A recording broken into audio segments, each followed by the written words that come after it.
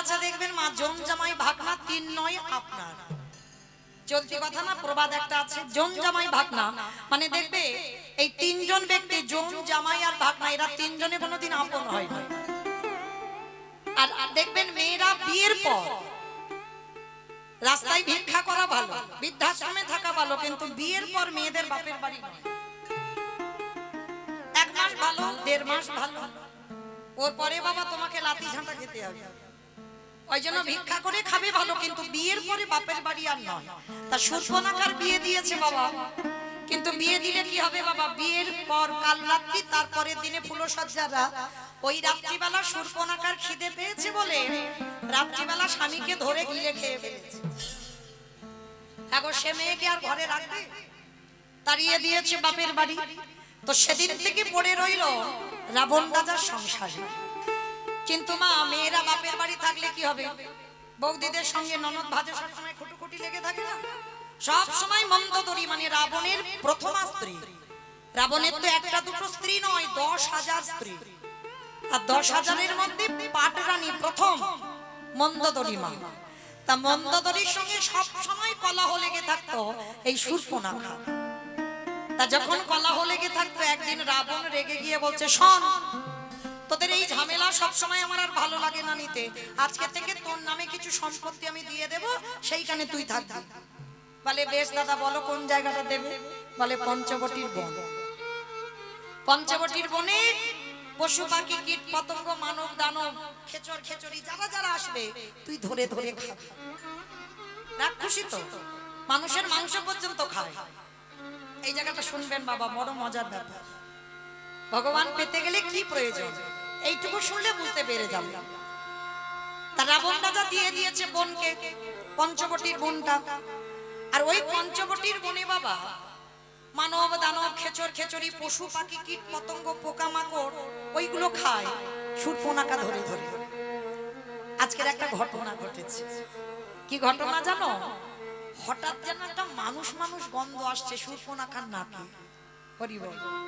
ছোটবেলায় সেই শুনেছিলাম না, হাও মাও কাও মানুষের গন্ধ পাও, মানে রাক্ষস রাক্ষসীদের নাকে নাকি মানুষ কাছে কাছে ঘুরলে নাকের ভিতরে গন্ধ ঢোকে। তার রাক্ষসীর নাকি গন্ধ আসছে। তার রাক্ষসী মনে মনে ভাবছে, যাই হোক বাবা, অনেকদিন এই পশু পাখির মাংস খেতে খেতে আর ভাল লাগে না, মনে হচ্ছে কোথাও আমার এই কাছাকাছি মানুষ এসেছে।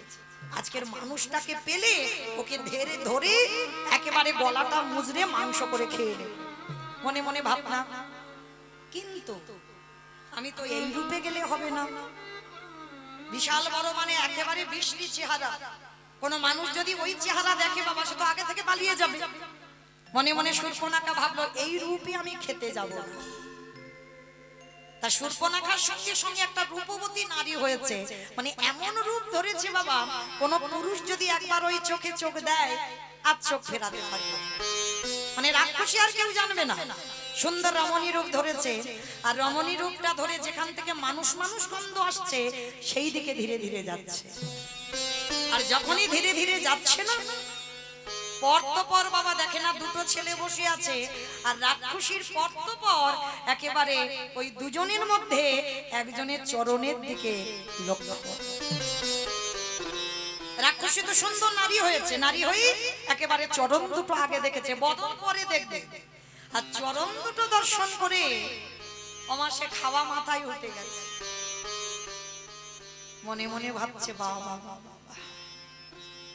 চরণ দুটো যদি এত সুন্দর হয়, না জানি তার বদনটা কত সুন্দর হবে। চরণ দুটো যদি এত সুন্দর হয়, না জানি বদন কেমন হবে।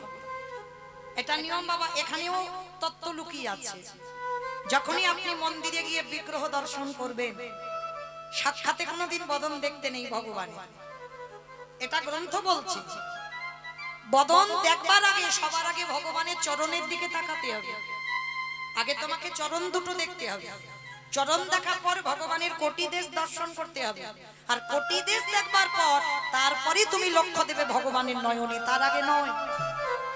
এটা নিয়ম, আমরা অনেকে জানি না বাবা, যার জন্য তো কীর্তন শোনা, একটা ছোট মানুষের কাছেও জানা যায়। তো যাই হোক, এইবার রাক্ষসী চরণ দুটো দেখেছে, চরণ দুটো দেখে মনে মনে ভাবছে, আহারে এই পুরুষটাকে যদি আমি একটা রাত পেতাম, আমার নারী জনম ধন্য হতো ওই পুরুষটার চরণ সেবা করে। একবারও কিন্তু বাবা ভোগ করার লালসা যাবে না, সেবা আলাদা আর ভোগ বিষয়টা আলাদা, এইটা সবার আগে বুঝতে হবে বাবা। নারী চরণ যেমন তেমন নয় বাবা, নারী চরণ সাধনা, নারী চরণ ভজনে। যদি কোনো পুরুষ মনে করে নারী ভোগের, ও সারা জীবন তার কাছে ভোগের হয়ে থাকে, কিন্তু নারী ভোগের নয় বাবা। নারী সাধনার বস্তু, নারী আরাধনার বস্তু, নারী ভজনের বস্তু। নারী হচ্ছে শক্তি। ভালো করে তাকিয়ে দেখেন, অসুরদের অত্যাচারে দেবতারা স্বর্গ ছাড়ে, যদি দশভুজা দুর্গা 10 হাতে যদি অসুর নিধন না করত, তাহলে দেবতারা যেত কোথায়? প্রতিটা নারী হচ্ছে শক্তি, নারীকে ভজন করতে হয়।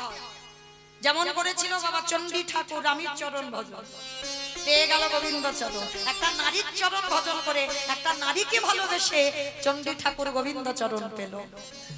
দেখেন জয়দেব গোস্বামী মা পদ্মাবতীর চরণ সেবা করে রাধা মাধবের কৃপা পেল। বিল্লমঙ্গল একজন বার বনিতা পতিতা নারীর চরণ সেবা করে, চিন্তামণির চরণ সেবা করে পেয়ে গেল গোবিন্দ চরণ। শ্রী শ্রী রামকৃষ্ণ পরমহংসদেব মা শারদার চরণ সেবা করত।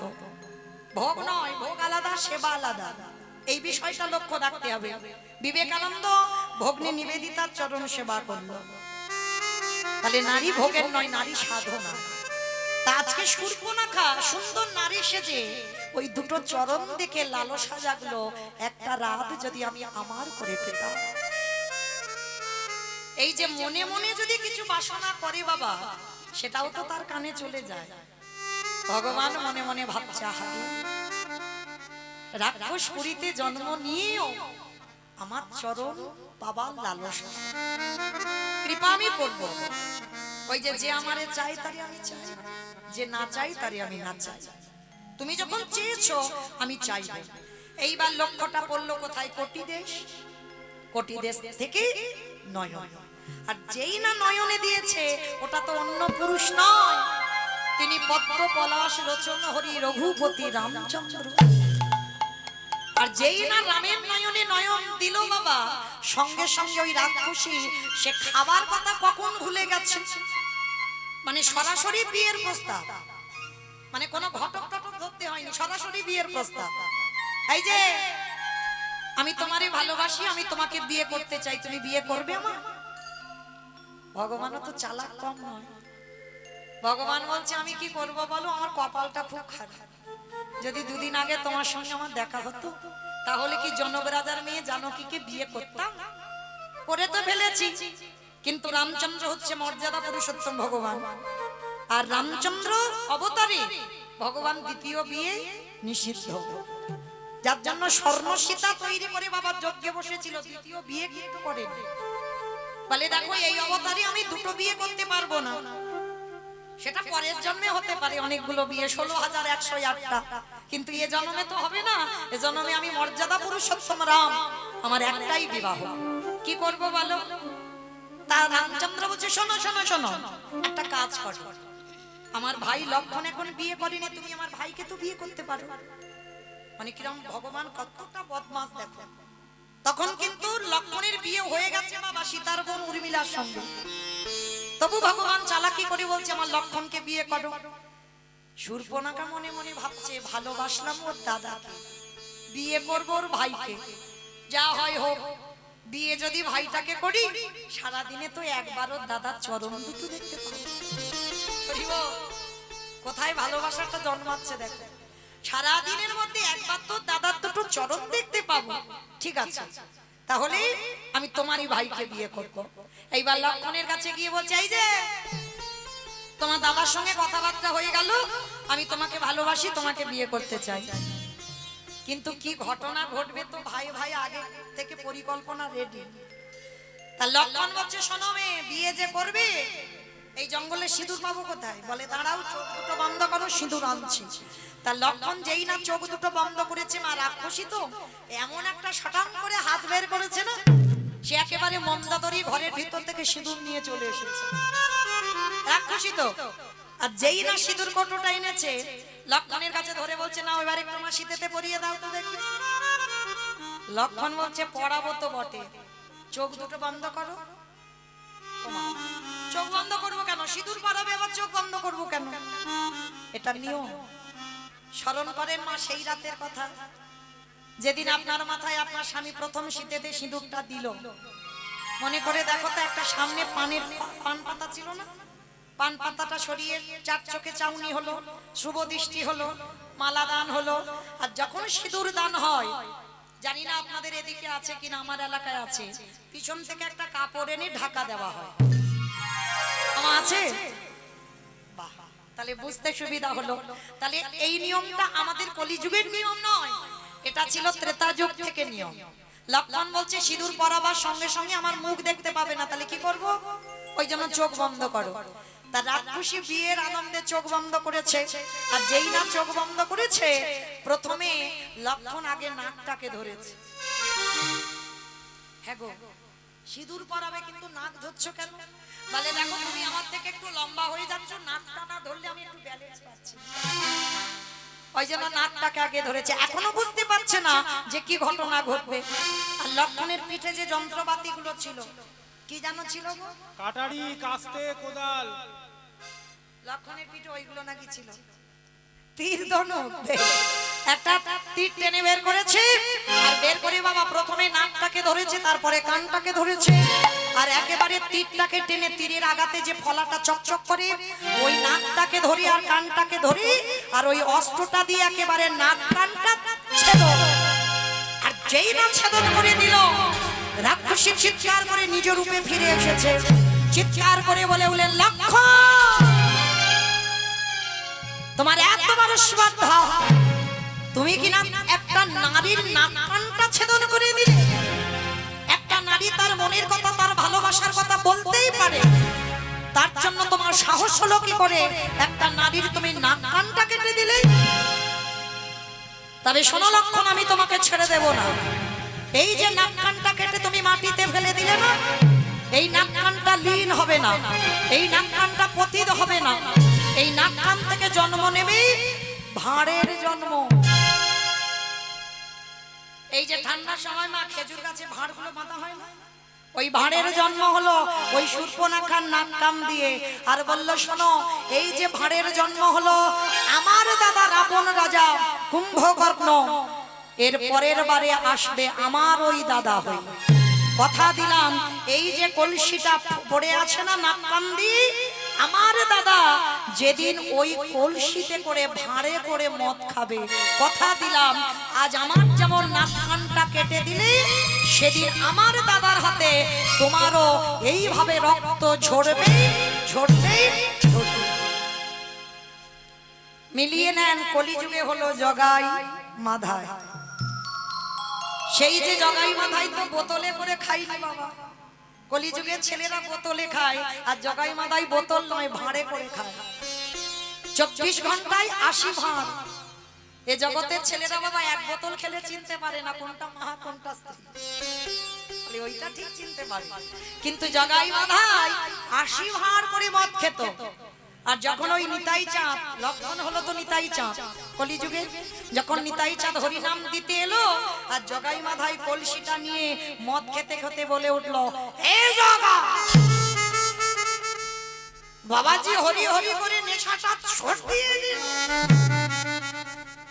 জগাই মাধাই খাচ্ছিল না, আর নিতাই চাঁদ যখনই এলো, ওই কলসিটা তুলে একেবারে নিতাই চাঁদের মাথা আটিয়ে দিল। কার অভিশাপ? শূর্পণখার অভিশাপ। ফলে গেল ভক্তের অভিশাপও লাগে। কিন্তু এখানে আমাদের একটা প্রশ্ন রয়ে যায় বাবা, একটা নারী ভগবানকে ভালোবাসার কথা বলতেই পারে, এতে তো কোনো পাপ নেই, এতে অপরাধ নেই। তাহলে রামচন্দ্রকে বিয়ের প্রস্তাব দিল, রামচন্দ্র নিজে না করে লক্ষণের দ্বারা শূর্পণখার নাক কানটা কাটলো কেন? এটাই তত্ত্ব, এটাই তো বুঝতে হবে বাবা, কেন কাটলো? এই কেনর কথাটা শোনো মায়েরা। তোমাদের এখানে চন্দ্রগ্রহণ বা সূর্যগ্রহণ হয়? বাহ, আচ্ছা, গ্রহণ লাগলে অন্যের হাড়িতে অন্ন থাকলে পান ফেলে দেয়, ফেলে দেয়, জলের কলসিতে জল থাকলে ফেলে দেয়, ফেলে দেন, আলমারিতে টাকা থাকলে ওটাও ফেলে দেয়। হ্যাঁ ফেলে দেয়। হরি বল। ওইটিতে গ্রহণ লাগে না বাবা। অন্যের হাড়িতে লাগলো, জলের কলসিতে লাগলো, আর বলে আলমারিতে কিচ্ছুতে লাগবে না। যদি গ্রহণ লাগার আগে একটা তুলসী পত্র তুলে রেখে দেওয়া যায়, প্রত্যেকটা জায়গায় যদি একটা তুলসী পত্র রেখে দেওয়া যায়, তাহলে বাবা গ্রহণ ছুঁতেও পারে না। আমার এখানে হঠাৎ গ্রহণের কথা কেন এলো? প্রথমে বলে নিয়েছি বাবা কীর্তন নারকেল, এইটা খেয়াল রেখে কীর্তন শুনবেন। তাহলে এই গ্রহণের কথা কেন এলো, তার একটাই কারণ, গ্রহণ লাগার আগে তুলসী দিলে তাতে গ্রহণ লাগতে পারে না। ঠিক তদ্রূপ ওই যে শূর্পণখা রামচন্দ্রের চরণ দুটো দেখে প্রথম বলেছিল, একটা রাত যদি আমি আমার করে পাই। ভগবান তখনই তো গ্রহণ করে নিয়েছে, শূর্পণখা আমার হবে। কিন্তু এই পুরুষোত্তম রামচন্দ্র অবতারে আমি দ্বিতীয় বিয়ে করতে পারবো না। তাহলে দ্বিতীয় বিয়ে যখন করতে পারবো না, তাহলে ততদিনে যদি ওকে কেউ গ্রহণ করে নেয়, তাই এমন একটা কায়দা করতে হবে যেন কোনো পুরুষ ওকে ছুঁতে না পারে, পছন্দ না করে। তার জন্য লক্ষণের দ্বারা নাক কানটা কেটে দুটো জায়গায় তুলসী দিয়ে রাখলো, কেন? কোনো পুরুষ যেন ওই নারীটার দিকে নজর দিতে না পারেনি। তাই গৌর হরি হরি বল হরি বল। কি গো মায়েরা, যদি কারোর দেখা শোনায় যায়, যদি বাবা তার নাক কাটা হয়, নাক অর্ধেক নেই, একটা কান নেই, কোন পুরুষ সুশ্রী দেখতে সে পছন্দ করবে? প্রথম ভাই গিয়ে বলবে বাবা ওর তো নাক নেই, কান নেই, বাবা চল ঘরে চল। ভগবান বুকিং করে রেখে দিল, শূর্পণখা যেন জীবনে কোনো পুরুষের না হয়, ও যেন যতদিন বাঁচবে ও যেন আমার হয়ে থাকে। ওই শূর্পণখা পরের জন্মে হলো কুবজা। মিলিয়ে নেবেন, কুবজা হয়ে পিঠে একটা বড় কুঁজ দিল, কুঁজি হলো। কেন কুঁজি হলো? ভগবান হিসাব করে রেখে দিয়েছে, আমাকে বৃন্দাবনে 11 বছর কাটাতে হবে, আর ওই 11 বছরের মধ্যে যদি আমার কুবজাকে কেউ বুকিং করে নেয়, আর কুঁজি হলে কেউ তো দিকে তাকাবে না, ওই জন্য পিঠে কুঁজ দিয়ে রাখলো। আমি যতদিন না মথুরায় যাই, যতদিন না আমার পরশ পাই, ততদিন ও যেন কুঁজি হয়। আর আমার পরশ যেদিন পাবে, সেই দিন ও রূপবতী নারী হবে। হরি বল। কুবজার কাছে গেল, পরশ পেল, রূপবতী নারী হলো। আর এই কুবজার ঘরে ভগবান একটা নয়, দুটো নয়, তিনটে নয়, 12 বছর রাত কাটালো। এক যুগ। চরণ দুটো দেখে শূর্পণখা একটা রাত চেয়েছিল, আর একটা রাতের বিনিময়ে ভগবান 12টা বৎসর পরের জন্মে কুবজার ঘরে কাটালো। আর সেই কুবজা কলিযুগে হলো কে? যেটা একটু আগে বললাম, মহাপ্রভুর অন্তিম সময় ছিল জগন্নাথ ধাম, পুরী ধাম, গম্ভীরা। আর ওই গম্ভীরা ওই জায়গাটা হলো কাশীনাথ মিশ্র। যিনি শূর্পণখা, যিনি কুবজা, তিনি কলিযুগে আর নারী নয়, পুরুষ হয়ে এলো কাশীনাথ মিশ্র। তাহলে মায়েরা বোঝা গেল, ত্রেতা যুগ, দ্বাপর যুগ, কলিযুগ। কিন্তু একটা যুগে একটু বাকি রয়ে গেল, বলবো? সত্যযুগ বলবো? ঠিক আছে, একটুখানি ছোট করে বলে যাই, কেমন? এই সত্যযুগের নাক কানটা কেটেছে, তারও একটা কারণ আছে। এই কুবজা ছিল সত্যযুগে নাম্নী নামে এক অপ্সরা। নাম্নী নামে এক অপ্সরা নর্তকী ছিল, স্বর্গে ইন্দ্র সবাই নাচতো।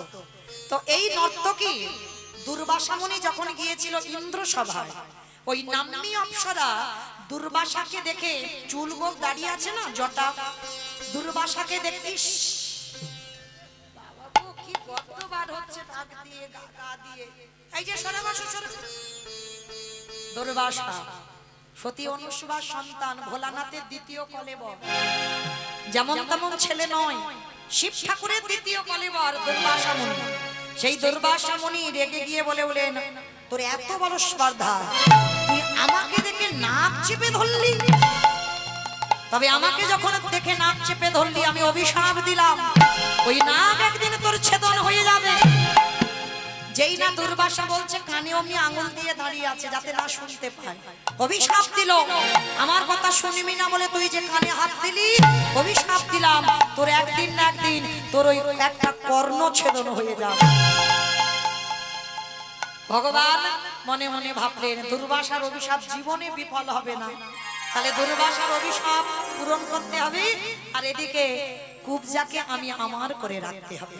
তাহলে সেই সত্য যুগে দুর্বাসার অভিশাপটা ভগবান মনে করে রেখে পরের জন্মে নাক কানটা ছেদন করে দিল।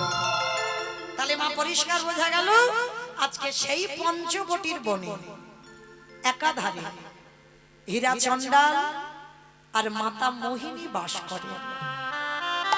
হরি বল। এই জায়গাটা মা খুব মন দিয়ে শুনবেন। এই হীরা চণ্ডাল আর মাতা মোহিনী দুজনের সংসার। একদিন মাতা মোহিনী জলের ঘাটে জল আনতে গেছে। কতগুলো নরনারী মোহিনীকে দেখে বলে উঠলেন, মোহিনী তোর মুখ দেখা মহাপাপ। কারণ এই জগতে শাস্ত্র বিধান, যদি কোনো নারীর সন্তান সন্ততি না হয় তার হাতের দান নাকি শুদ্ধ হয় না। তাই তোর মতো নারীর প্রথম আমাদের দর্শন করতে হলো সকাল সকাল, আমাদের দিনটাই একেবারে মাটি হয়ে গেল। কত কটু কথা বলছে। মোহিনী ছুটতে ছুটতে স্বামীর কাছে এসে স্বামীর চরণ দুটো ধরেছে। স্বামী, কি এমন অপরাধ করেছি বলতে পারো? কি এমন অন্যায় করেছি তুমি বলতে পারো? শুধুমাত্র আমার কোনো সন্তান সন্ততি নেই বলে আমার ঘরে কোনো অতিথি আমার হাতের দান নিতে চায় না। সকালবেলা যদি কেউ আমার মুখ দেখে বলে আমার মুখ দেখা নাকি মহাপাপ। বলো না কি এমন অপরাধ করেছিলাম? বলো কেন আমারে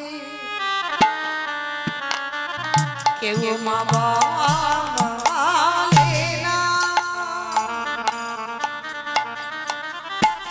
আমি কেঁদে কেঁদে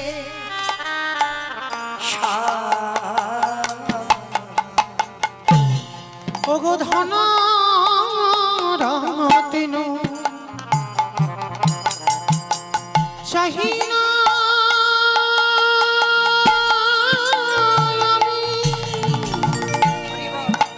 তুমি কৃপা করো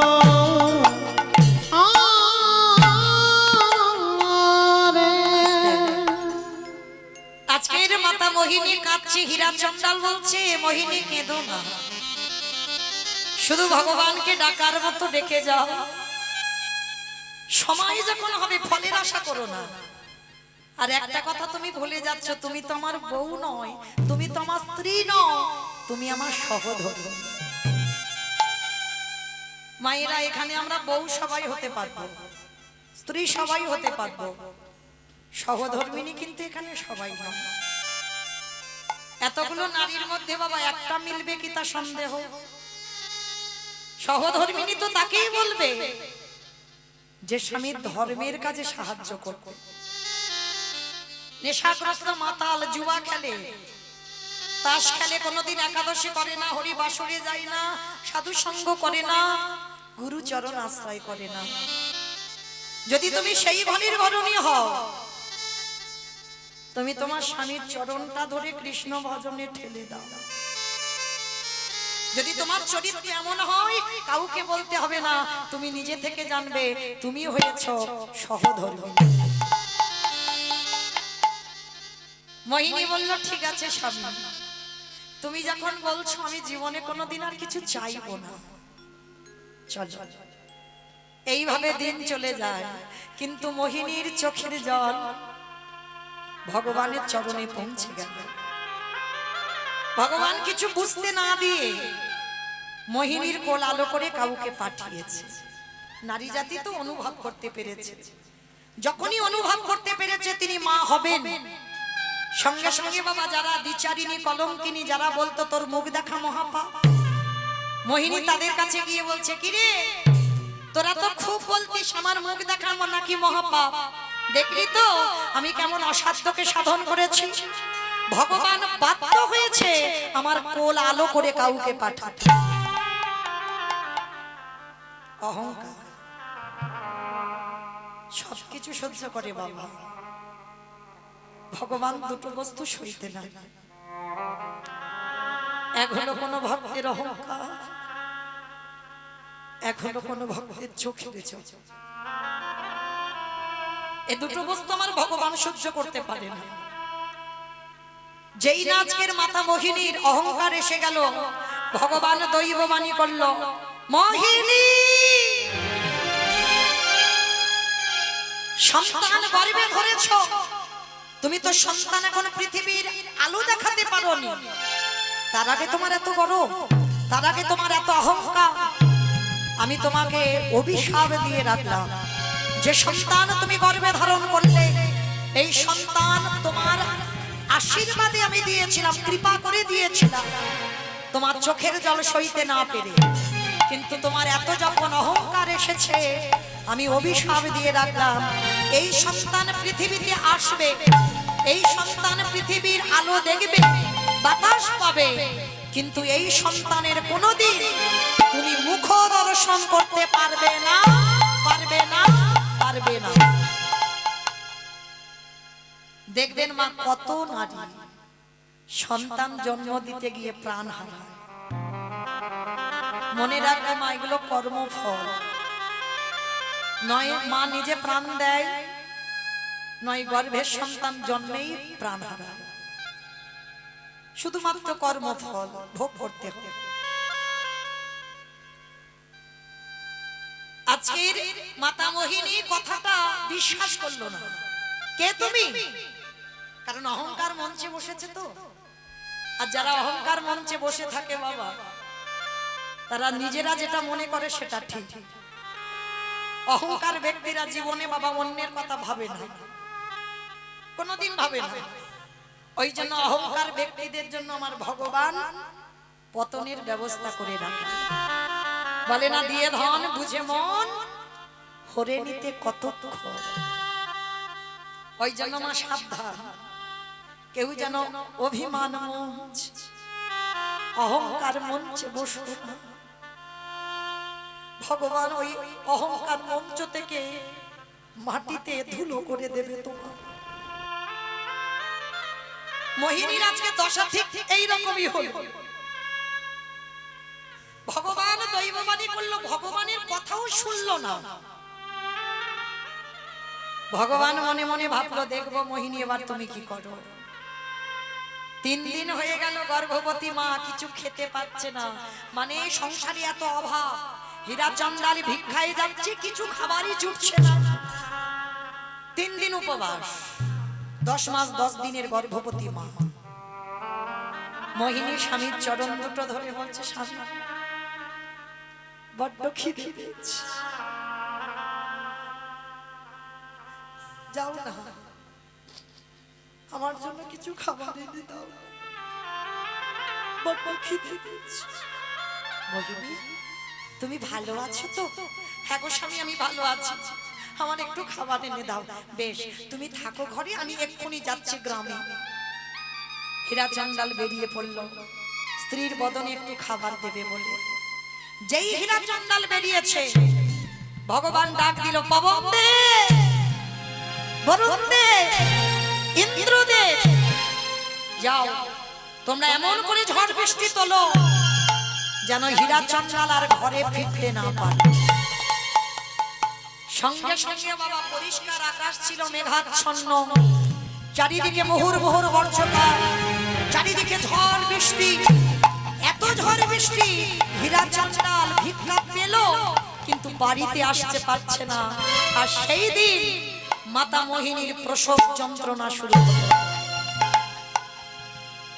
বিশ্ব ব্রহ্মাণ্ডে যা যা কিছু ঘটে মা, সবই তার চিত্রপটে, তার ইচ্ছাতে ঘটে, কোনো মানুষের ইচ্ছাতে নয়। প্রসব যন্ত্রণায় ছটফট করছে, ঘরে স্বামী নেই, কেউ নেই। আর ওই ছটফট করতে করতে মাতা মোহিনীর কোল আলো করে একটা ফুটফুটে কন্যা সন্তান জন্ম দিল। কিন্তু জন্ম দিয়ে ভগবানের অভিশাপ মতো মৃত্যু হয়ে গেল মাতা মোহিনী। পাশে পড়ে আছে ছোট্ট একটা মেয়ে।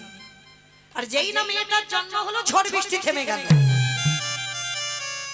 হীরা চন্দাল অবাক, এত ঝড় বৃষ্টি বজ্রপাত সঙ্গে সঙ্গে থেমে গেল, বুঝতে পারলো না ভগবানের ইশারা। এটা বাস্তব বাবা, ভগবানের ইশারা কলির মানুষ বোঝে না, কিন্তু যারা জ্ঞানী ভক্ত তারা ভগবানের ইঙ্গিত ঠিক বুঝতে পারে। আজকে হীরাচন্দ্র স্ত্রীর বদনে দেবে বলে খাবারটা নিয়ে ছুটতে ছুটতে এসে তালপাতার কুড়ে ঘর দরজা ধাক্কা দিচ্ছে। মোহিনী, মোহিনী, ঘুমালে? হ্যাঁ গো, দেখো তুমি খাবার কথা বলেছো না, দেখো আজকের আমি তোমার জন্য কত খাবার রেখেছি। তুমি খাবে না, তুমি তো বলেছো খাবে আমার হাত। তুমি দরজা খুলছো না কেন মোহিনী? কে দরজা খুলবে মা? যে দরজা খুলবে সে তো পৃথিবীতে নেই। তালপাতার দরজা ঠেলা দিল, খুলে গেল। গিয়ে দেখে না মোহিনী অচৈতন্য, পাশে একটা ছোট্ট কন্যা সন্তান খেলা করে যাচ্ছে। হীরাচন্দ্র স্ত্রীর কাছে না গিয়ে কোনোদিন তো বাবা বলা সম্পদ দেখেনি, ছুটে গিয়ে মেয়েটাকে কোলে করে তুলে নিয়েছে। মোহিনী, ও মোহিনী, তুমি বলেছিলে না তোমার মতো একটা কন্যা সন্তান হোক, তুমি চেয়েছিলে তো। দেখো আমাদের অবর্তমানে যে আমার রঘুপতির সেবা করবে তাকে তো তুমি জন্ম দিয়েছো। দেখো একবার হাজারো কথা বলে যাচ্ছে, মোহিনী সারা নেই। যেই না মোহিনীর অঙ্গটা স্পর্শ করেছে দেখে না শীতল অনেকক্ষণ আগে চলে গেছে, দেহ থেকে প্রাণ ছেড়ে। নাসিকায় হাত দিয়ে দেখলো নিঃশ্বাস পড়ছে না, চিৎকার করে উঠল মোহিনী দয়া কথা বলো, কথা বলো মোহিনী, কথা বলো, একবার কথা বলো। এ তোমারই কেমন লীলা,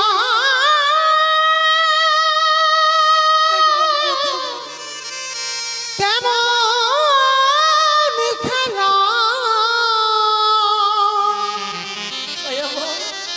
এটা তুমি ওগো কৃপা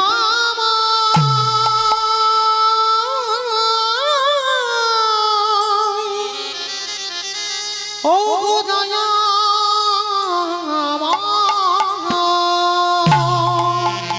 আমি তো তোমার কাছে কোনোদিন বলিনি আমার সংসার দাও, কোনোদিন বলিনি আমার পুত্র বা কন্যা দাও।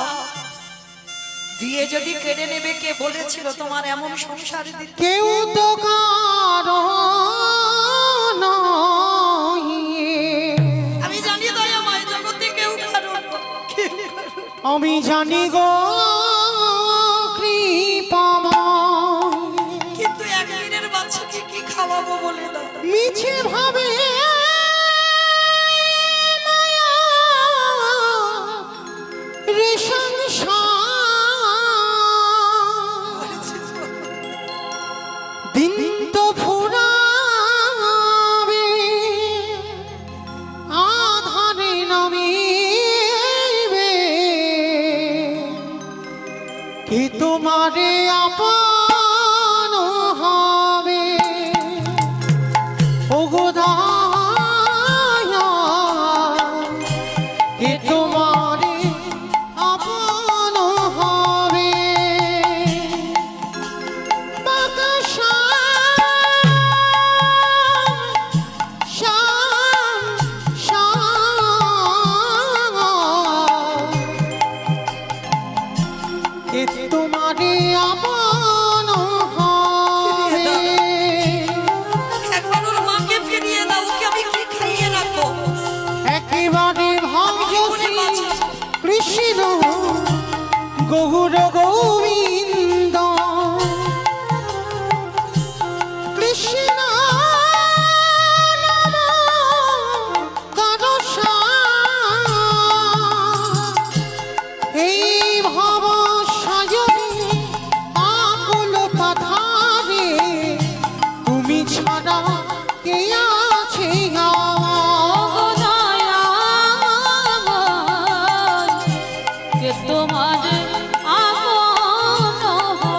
তুমি কেড়ে নিও না, কেড়ে নিও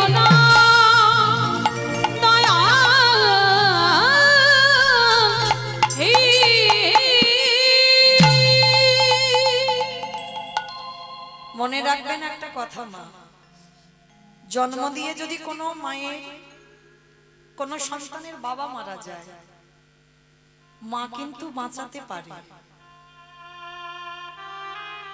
আর জন্ম দিয়ে যদি কারণ মা চলে যায়, ভালোবাসে, সবাই ভালোবাসে, কিন্তু তোমার মায়ের মতো করে না। বাবার ভালোবাসাটা হলো বাবা ওই সচ্ছে, আর মা, যার মা চলে যায় না, চারদিকটা অন্ধকার হয়ে যায়। তোমার মায়ের মতো করে কেউ ভালোবাসতে পারে?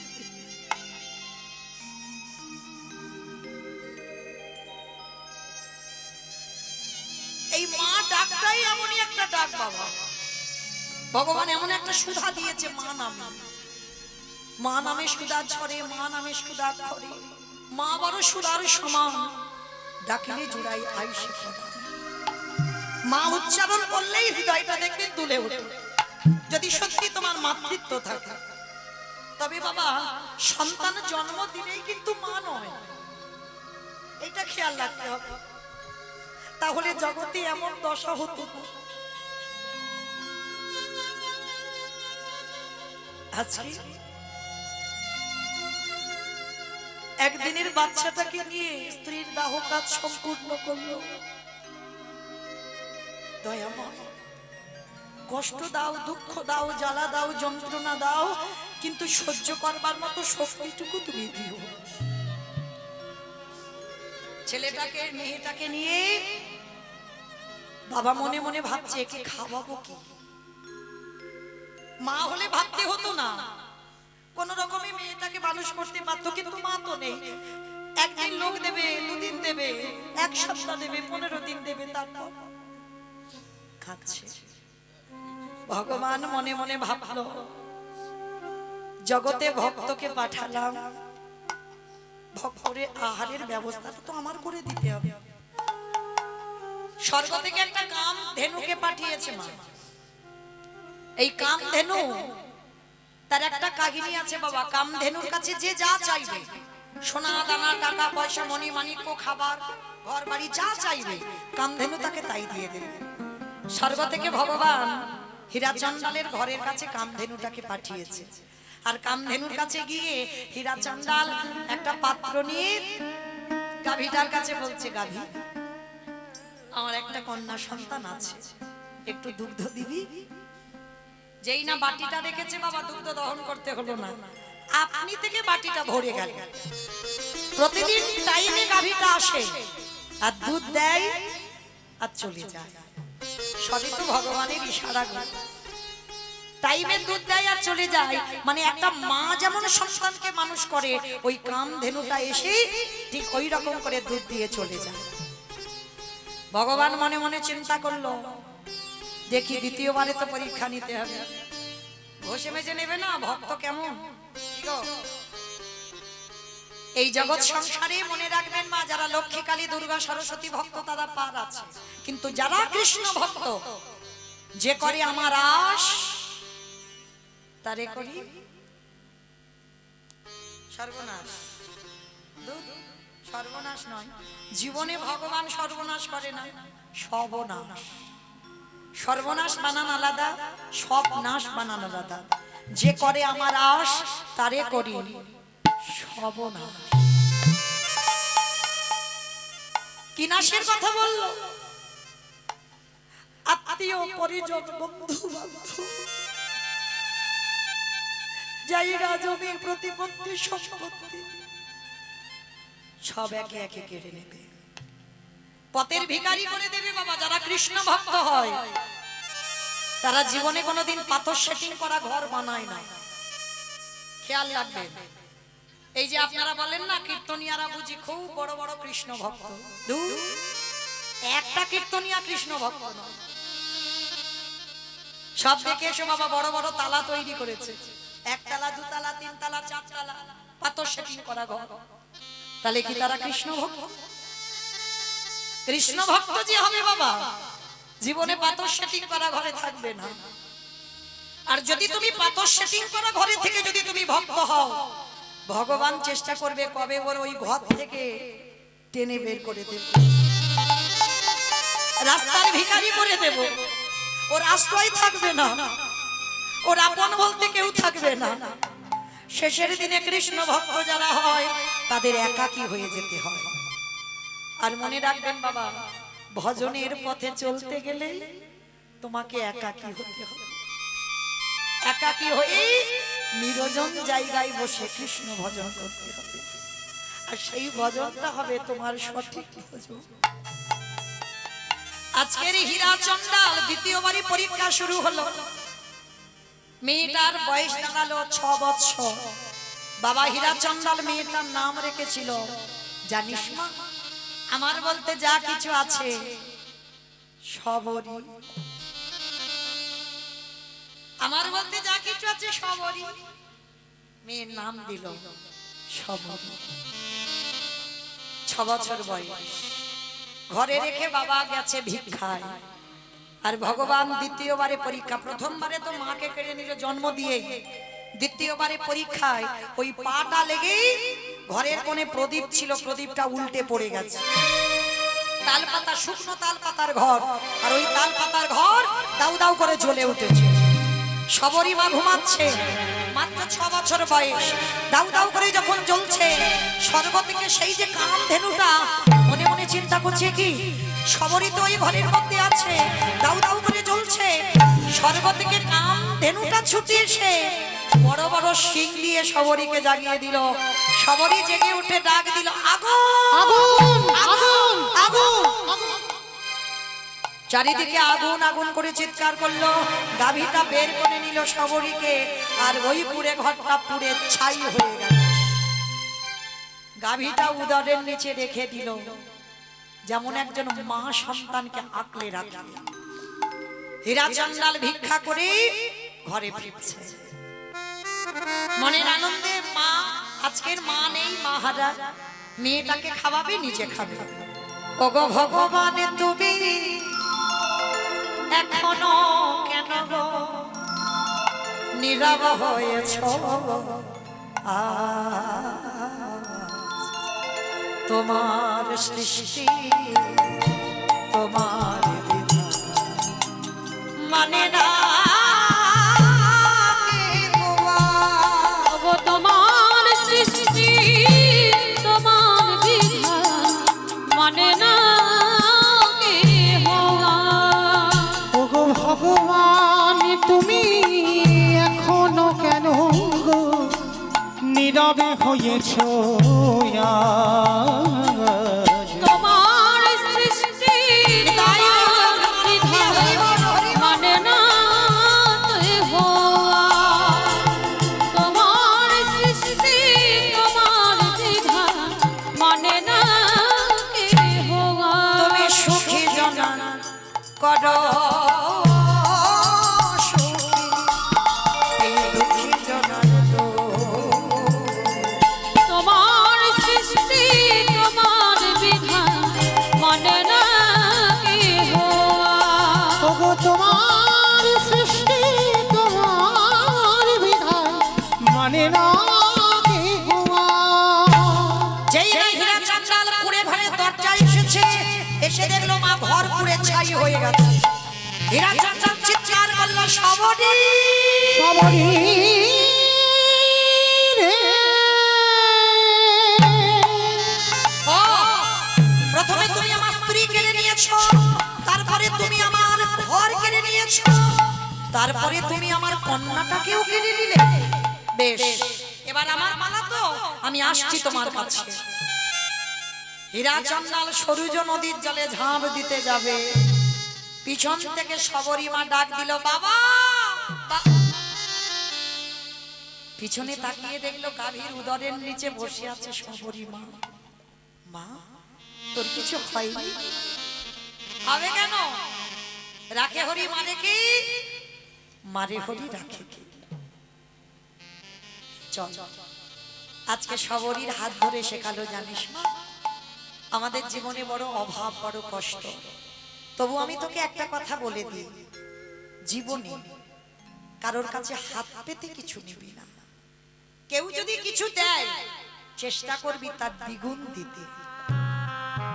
শিক্ষা, সংস্কার আমরা তো পাই না বাবা, সন্তানদেরকে শিক্ষাই দিতে পারি না, কিন্তু এগুলো দিতে হবে। আজকে সবরই মাকে শেখালো, শোনমা, কেউ যদি একটুখানি কিছু দেয় চেষ্টা করবি তুই দ্বিগুণ দিতে। কারোর কাছ থেকে হাত পেতে এমনি এমনি কিছু নিবি না। বাপ মেয়ে দুজনে নতুন করে আবার ঘর বাঁধলো। কিছুদিন পরে ভগবান মনে মনে ভাবলো, দেখি এবার সবরই তুই কি করিস। 6 বছরের মেয়ে 3 দিনের জ্বরে দৈব দুর্ঘটনায় হীরা চান্ডালের মৃত্যু হয়ে গেল। কে গো মায়েরা, জীবনে কতটুকু কষ্ট পেয়েছো? কৃষ্ণ পাবে।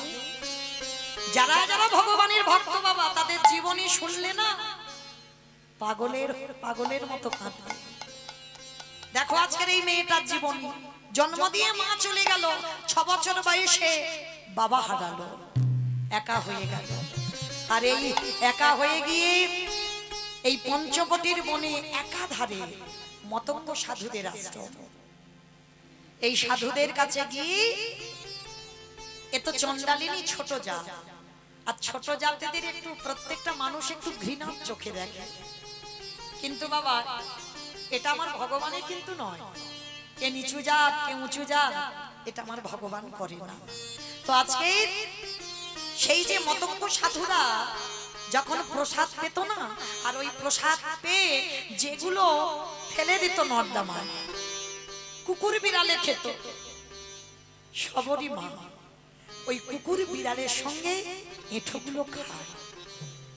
একদিন সবরই চেতনা হলো, আমার বাবা তো বলে রেখেছে কারোর কাছ থেকে কিছু নিলে দিতে হয়, কিন্তু এদের এঁঠো যে আমি খাচ্ছি, আমি তো কিছু দিতে পারছি না, তাহলে আমাকে কিছু দিতে হবে। কিন্তু কি দেব? ওই 6 বছরের মেয়ে কি করেছিল জানো? জঙ্গলে জঙ্গলে ঘুরে শুকনো শুকনো কাঠ নিয়ে মতঙ্গ সাধুদের রান্নাঘরে রাত্রিবেলা গুছিয়ে রাখতো, আর ওই সাধুরা সকালবেলা রান্না করে প্রসাদ পেত, সাধু সেবা হয়ে যেত। কিন্তু একদিন বাবা কালের চক্রে সবরী মা ধরা পড়ে গেছে। মতঙ্গ সাধুরা হাত ধরে বলেন, এই মেয়ে, তার মানে তুই প্রতিদিন আমাদের এই রান্নাঘরে কাঠ এনে দিস? কে তুই? নাম কি? থাকিস কোথায়? বাড়ি কোথায়? বাবা মাকে? সবরী বলল, আমি সবরী। ও তুই সেই ছোট জাতের মেয়ে না? তুই সেই নিজ জাতি, তোর বাবা চন্ডাল? সবরী বলেন, আচ্ছা তোমরা বারবার আমাকে ছোট জাত কেন বলো গো? আমার ভগবান তো জীবনে ছোট জাত করেনি।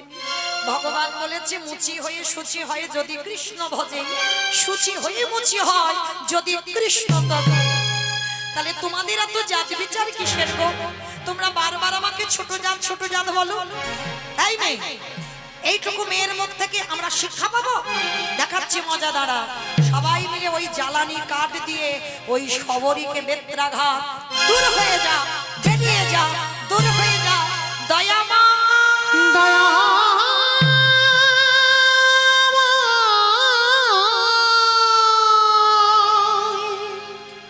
এত মারা মেরেছে না, মেয়েটার সর্ব শরীর থেকে রক্ত ঝরে ঝরে পড়ছে। আর ওদের মধ্যে যে বাবা একজন সাধু ছিল, যার নাম হচ্ছে রামানন্দ স্বামী। এই রামানন্দ স্বামী হচ্ছে সবরী মার দীক্ষা গুরু। সবরীকে বুকে জড়িয়ে ধরেছে।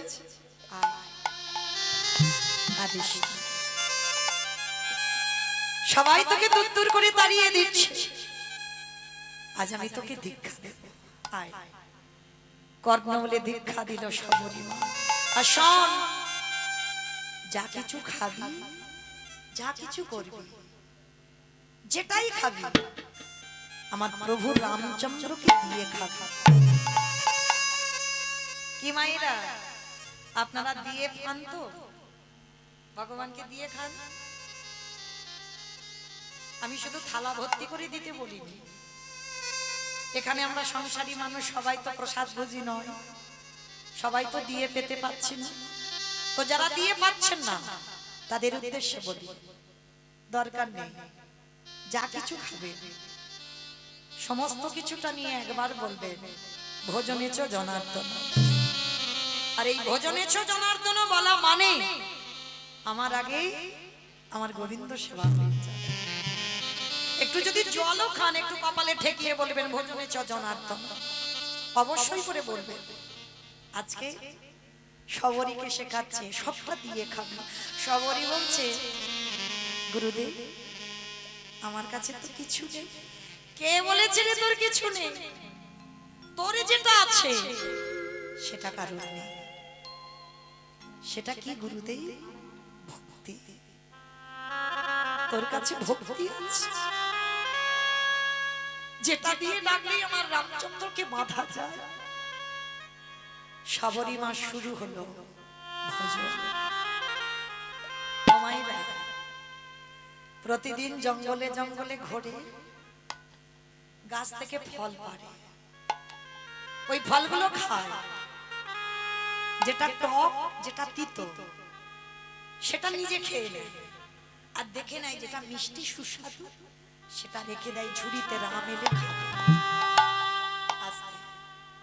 দেখেছেন কোনদিন এরকম ভালোবাসা করেছেন আমার ভগবানের সঙ্গে? এরকম ভালোবাসা কেন করেননি গো? বাজার থেকে আঙ্গুর ফল এনেছেন, এত টক খেতে পাচ্ছেন না, লবণ দিয়ে খেতে হচ্ছে। দোকান থেকে মিষ্টি কিনে এনেছেন, গন্ধ। তাহলে যেটা তুমি খেতে পাচ্ছ না সেটা আমার ভগবান খাবে কি করে? আগে নিজে দেখে নাও তোমার উপযুক্ত কিনা, ওটা আমার বিশ্বাস। আমি কারোর কথা বলছি না বাবা, আমি আমার কথা বলছি। আগে নিজে দেখে নাও, যদি ওটা তোমার উপযুক্ত হয় তবে আমার ভগবান খাবে। আর যদি তোমার ওটা উপযুক্ত না হয়, যদি তোমার জিহ্বায় স্বাদ না লাগে, তুমি ভগবানকে দেবে, ভগবান খাবে কি করে? প্রতিটা মানুষের ভুল ধারণা, বলে আগে আমি খেলে ভগবান খায়। ভুল কথা, সম্পূর্ণ ভুল বাবা।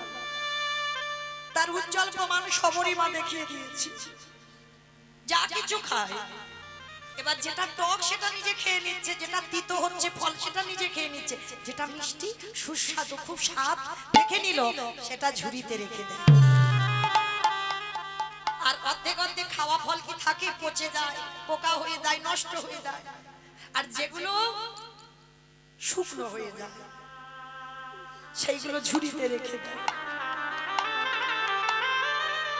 সবরী মা দেখতে দেখতে বয়স হয়েছে, মা চুল পেকে গেল, দন্ত পড়ে গেল, চামড়া আলগা হয়ে গেল, লাঠি ঠুকে ঠুকে হাঁটে, কোমরে আর বল নেই। কিন্তু ঝুড়িতে রেখে দিয়েছে ফলগুলো। কবে বলতে কবে আমার রাম আসে, আর রাম এলে আমি তো ফলগুলো দেব। কি বাবা, এমন ভক্তি যদি কারো থাকে, ভগবান আর থাকতে পারে? ছুটে আসবে না দুয়ারে? লক্ষণকে সঙ্গে নিয়ে রামচন্দ্র এসে গেছে সবরী মার দরজায়। ডাক দিল সবরী, সবরী। কে ডাকলো আমায় সবরী সবরী বলি? দেখ আমি তো রাম এসেছি। কোমর ভেঙে গেছে, লাঠি ঠুকতে ঠুকতে, বয়স তো দুবারে এসেছে। রাম, প্রভু এসেছো, প্রভু তুমি এসেছো আমার দুয়ারে। বসতে দেবে কোথায়? কোনো জায়গা নেই। তাড়াতাড়ি ছুটে গেল গাছতলায়, শুকনো পাতা এনেছে।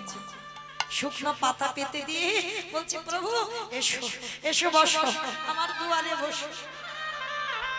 ভগবান এসেছে না, কি করবে বুঝতে পারছি।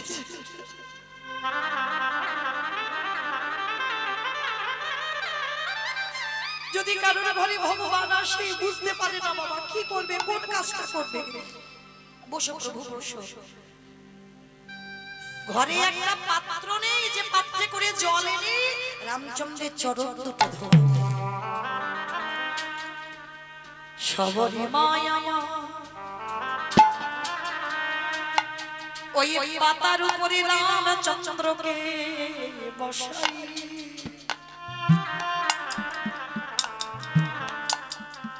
ওই রামচন্দ্রের চরণ যুগল হৃদয়ে ঘটে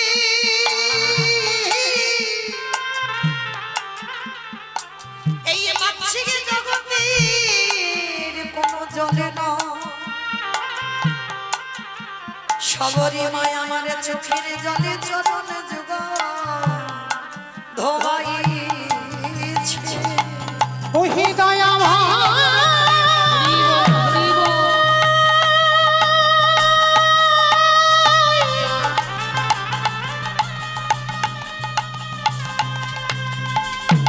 তোমার আশা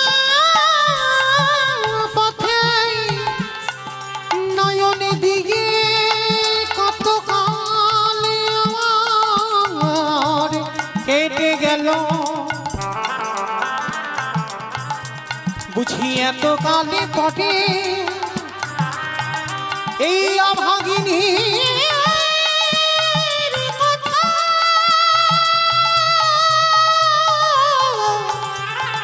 তোমারে মনে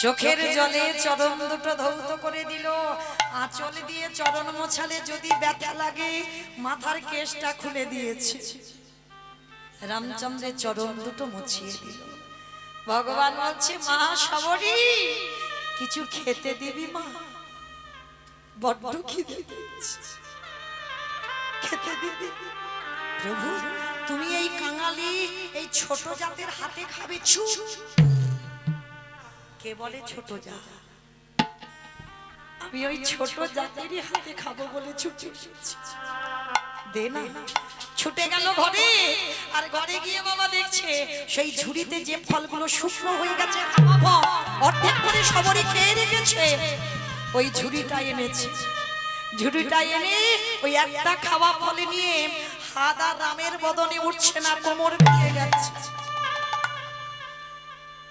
সবরই মাঠ করে কেঁদে উঠলো দয়াময়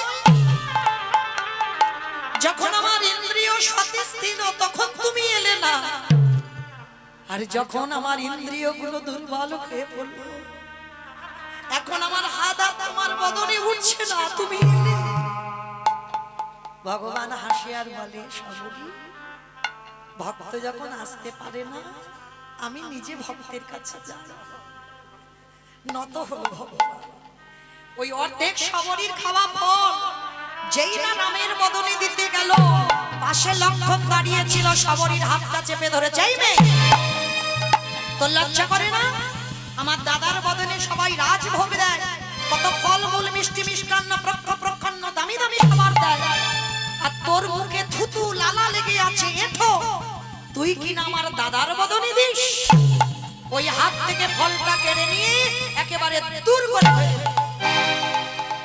যখনই দূর করে ফেলে দিল সবরী মা নয়ন জলে বুক ভাসিয়ে কাঁদে হে রাম দয়াময়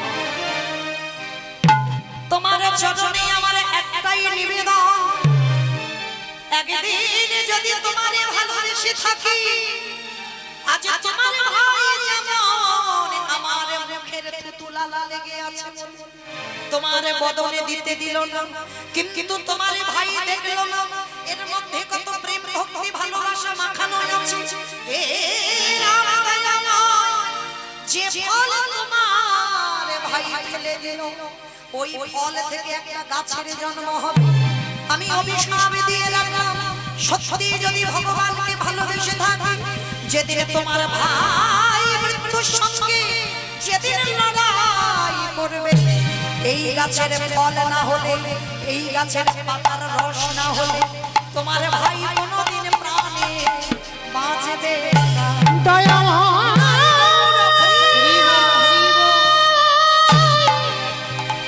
ওগো এই অভিশাপ করে অভিশাপ দিল সবরী মা ফলটা লক্ষণ যেখানে ফেললো বললো গন্ধমাদন পর্বত আর ওই গন্ধমাদন পর্বতে গিয়ে সবরী নেঠো ফল থেকে জন্ম নিল বিশল্য করলি পাতা। যেদিন রাম রাবণের যুদ্ধে ছোট ঠাকুর লক্ষণ শক্তিশালী পড়ে গেল, রামায়ণে বিধান সুসেন বৈদ্য বলেছিল, রাম সূর্য ওঠার আগে বিশল্য করলি পাতা আনতে হবে। যদি বিশল্য করলি পাতা, মৃত সঞ্জীবনী, সতী নারী স্তন দুগ্ধ এনে দিতে পারো, তারপরেই তোমার ভাই প্রাণে বাঁচবে। একজনই গিয়েছিল, তিনি ছিল ভক্তপ্রবর বীর হনুমান, যে হৃদয় চিরে দেখিয়েছিল রাম সীতার যুগল মূর্তি। কি বাবা, জগতে একজন ভক্ত দেখিয়েছে, দেখাতে পারবেন হৃদয়ে রাম সীতা বসে আছে? শুধুমাত্র ভক্তপ্রবর বীর হনুমান দেখিয়েছিল। কবে গো? যেদিন আমার সীতা মাকে বলেছিল, ওমা মা গো, এই মেয়েরা মাথাতে লাল লাল এগুলো কি পড়ে আছে? সীতা মা বললো, বাবা সিঁদুর। আমার সিঁদুর কেন পড়ে গো মেয়েরা? স্বামীর অমঙ্গলের জন্য। স্বামীর অমঙ্গলের জন্য? তাহলে মঙ্গলের জন্য। বাহ, কিন্তু মা মঙ্গল টঙ্গল আর হচ্ছে? খুব হচ্ছে।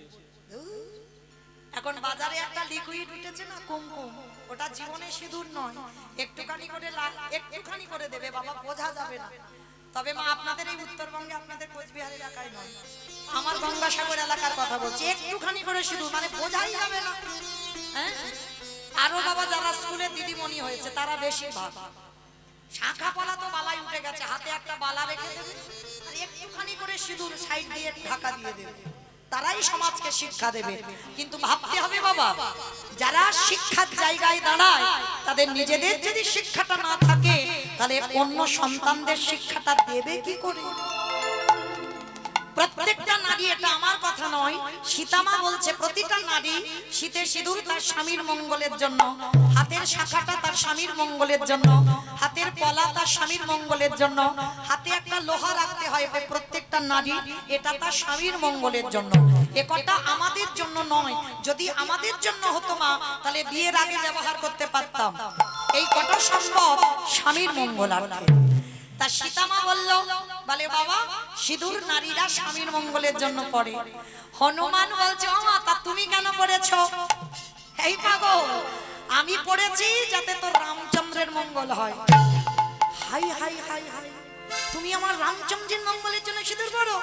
শুনে নিয়েছে, আর শুনে নিয়ে মা ভোরবেলা হনুমান গেছে গঙ্গা স্নানে, স্নান করে এসে সীতামার ঘরে 3 কৌটো সিঁদুর মাথা থেকে পা পর্যন্ত বেশ করে মেরেছে। আর ঠাকুর ঘরে গিয়ে রাম রাম রাম রাম রাম রাম, রামচন্দ্রের আসন টলে গেছে। হনুমান হনুমান হনুমান তো বেরিয়ে এসেছে, আসলে কি হবে মা? ভয়ে থরথর করে কাঁপছে। হাই হাই ভগবান, তুই সারা গায়ে লাল করেছিস কেন? কোথায় ঢুকেছিলি? বলে, প্রভু আমি কোথাও যাইনি, আমি মাকে বললাম, মা ওই মেয়েরা মাথাতে লাল মতোটা কি দেয়? বলল সিঁদুর। আমি বললাম, মা তুমি কেন দিয়েছো? তারা কেন সিঁদুর পরে? বলল স্বামীর মঙ্গলের জন্য। আমি বললাম, মা তুমি কেন পড়েছো? বলল তোর প্রভু রামচন্দ্রের মঙ্গলের জন্য। হে রাম দয়াময়, মা যদি ওইটুকু সিঁদুর মাথায় দিয়ে যদি তোমার মঙ্গল চাইতে পারে, আর আজ আমি তোমার ভক্ত হনুমান মাথা থেকে পা পর্যন্ত সিঁদুর মেখে বলো বলো না জানি কত তোমার মঙ্গল হলো। ওগো প্রভু আমার, রাম দয়াময়, না জানি তোমার কত মঙ্গল হলো। যেই না বলেছে না জানি কত মঙ্গল হলো, এইবার সীতামার গলায় ছিল একটা মুক্তোর মালা, আর মালাটা যেই না হনুমানের গলায় দিল, হনুমান মালাটা দেখতে দেখতে বড় বড় দাঁত একবারে কাম দিয়ে মালা ছিঁড়ে দিল। সীতা রেগে গিয়ে বলল, এই জন্য তোকে বলে হনুমান, হনুমানের গলায় মুক্তোর মালা সাজি। হনুমানে কেঁদে বলল, মা গো, জগতে সবাই আমায় হনুমান বলে বলো, কিন্তু মা তুমি কোনদিন হনুমান বলো না। কেন জানো মা? আমার প্রতিটা লোমকূপে লেখা আছে রাম সীতা নাম। সেই দিন বড় বড় নখ দিয়ে বক্ষটা বিদীর্ণ করে দেখালো। দেখো মা, হৃদয়ে রাম সীতা জোগানে বসে আছে। আমার হৃদয়ে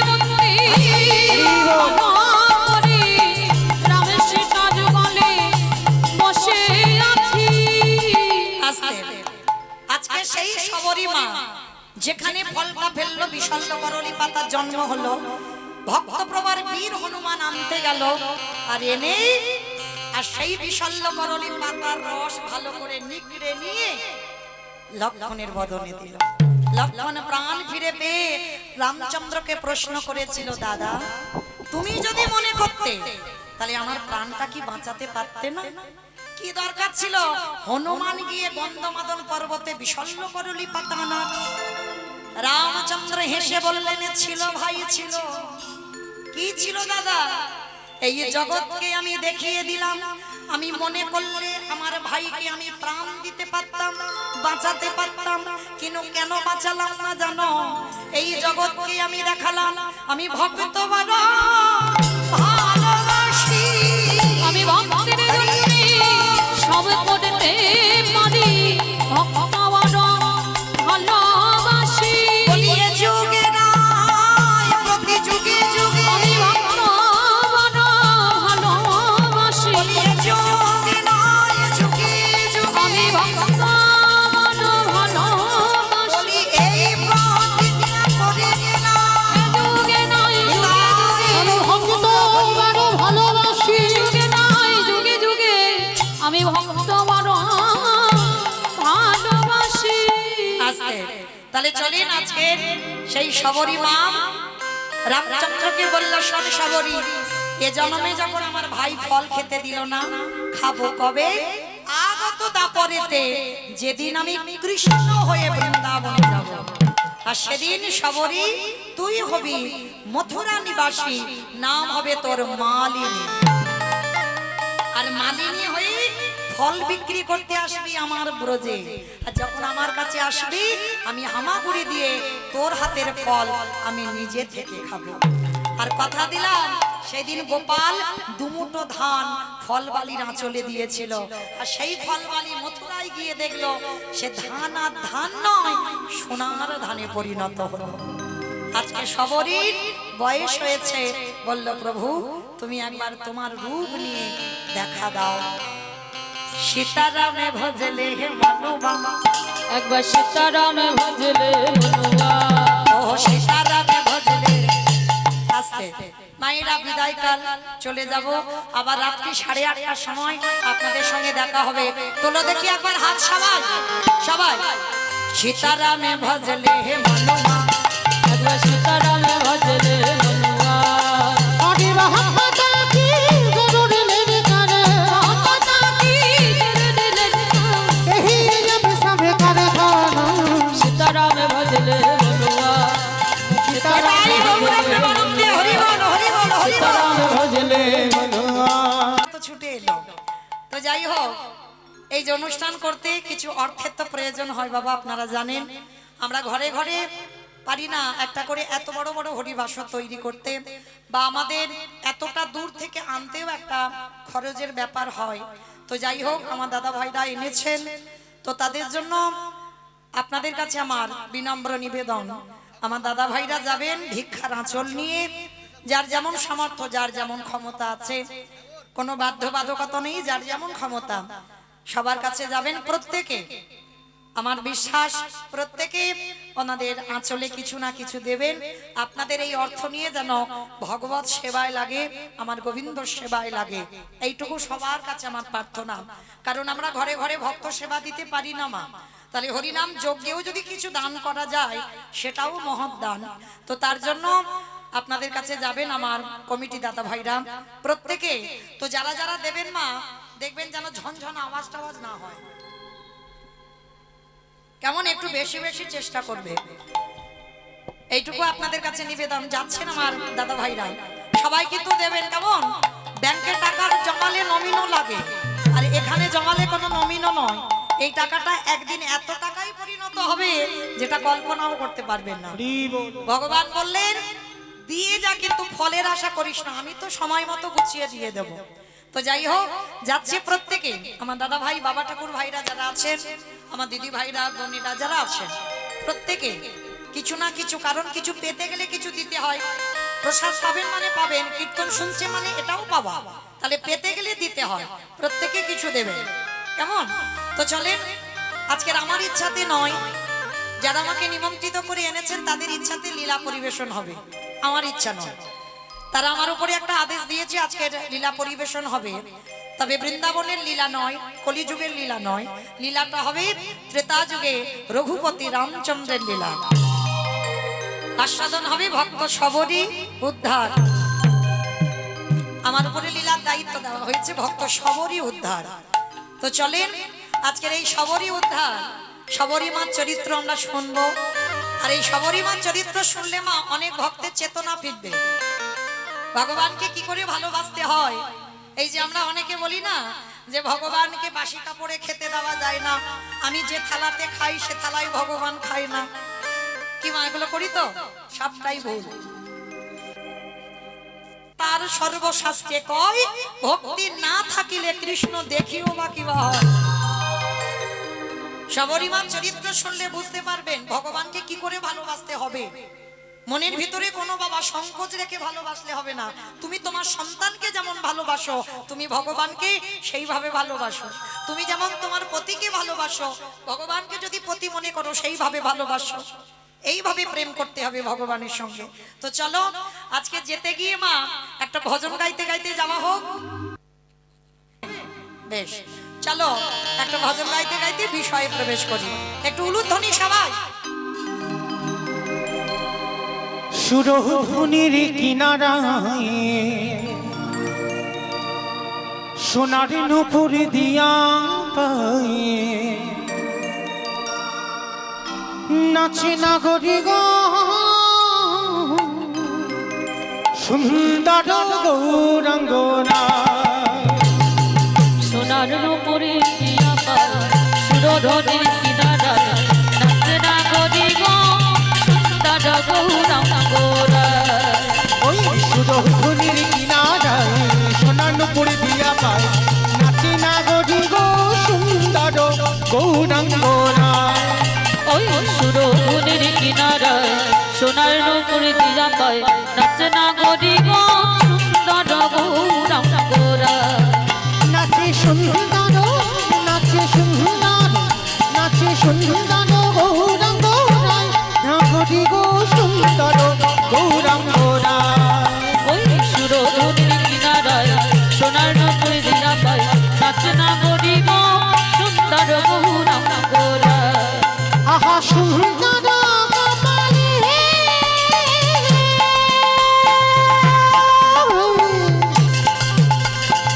সুন্দর তিলক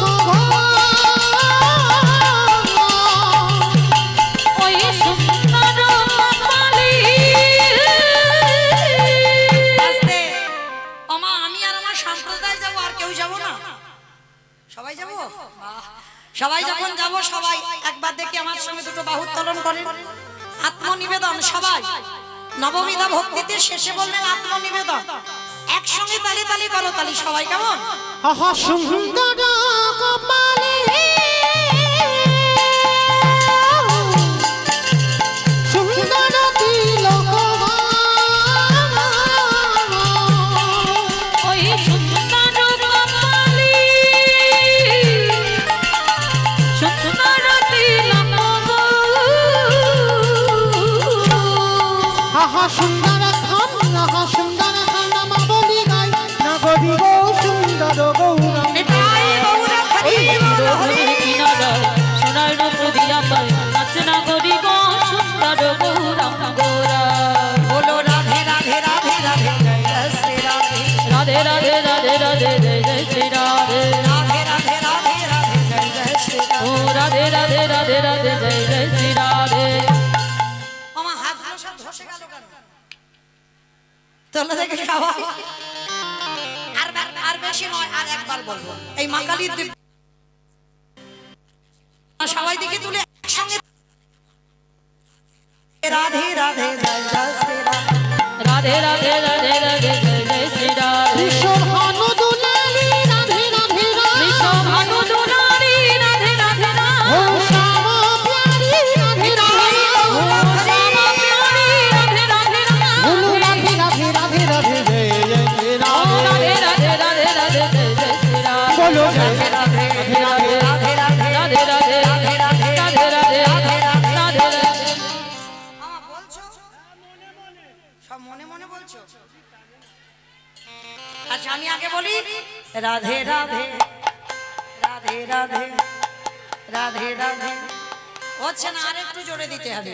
বৃন্দাবন মে গোবর্ধন মে নিধোবন মে তালবন মে তামালবন মে ऊंचा गाँव में राधे राधे दर्शना में राधे राधे राधा कुंड में राधे राधे श्याम कुंड में राधे राधे हरिद्वार में राधे राधे झूठ से बोलो राधे राधे झूठ से बोलो राधे राधे बांके बिहारी बोलो राधे राधे राधे राधे जय जय श्री राधे राधे राधे रानी बोलो बोलो जय जय श्री राधे बोलो जय जय श्री राधे जय जय